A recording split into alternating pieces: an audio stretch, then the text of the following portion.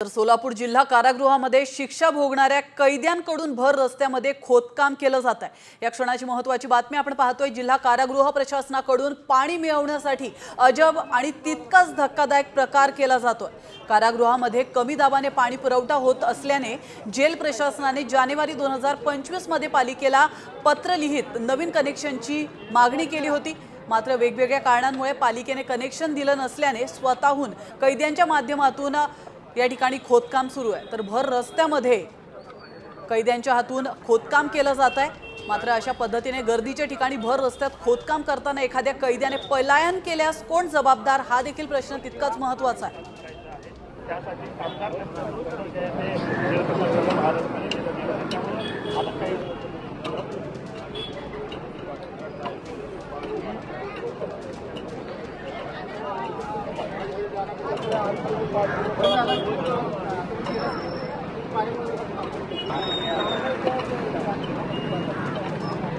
तर आपण या दृश्यांच्या माध्यमातून पाहू शकतो चक्क कैद्यांच्या हातून खोदकाम केलं जात आहे।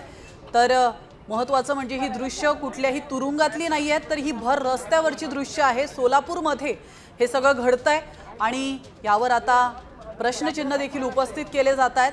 कोणाच्या परवानगीने हा मोठा निर्णय घेण्यात आला आणि कैद्यांना त्यांच्या युनिफॉर्म मध्ये रस्त्यावर आणण्यात आलं हा देखील महत्त्वाचा प्रश्न आहे।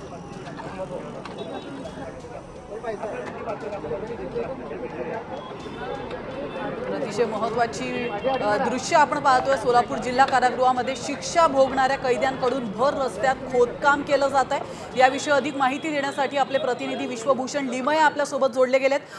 विश्वभूषण, अतिशय धक्कादायक ही दृश्य आहेत, सोलापूरमधली ही दृश्य आहेत। कैद्यांना अतिशय म्हणजे त्यांच्या युनिफॉर्म मध्ये त्यांना रस्त्यावर आणण्यात आलेलं आहे आणि त्यांच्या हातून खोदकाम केलं जात आहे। नेमकं काय घडतंय सोलापूरमध्ये? नक्कीच प्राची, आपण बघू शकतोय की सोलापूर मध्ये पाण्याचा प्रश्न हा भीषण आहे। त्यापासून सोलापूरचे कैदी सुद्धा सुटू शकलेले नाहीत।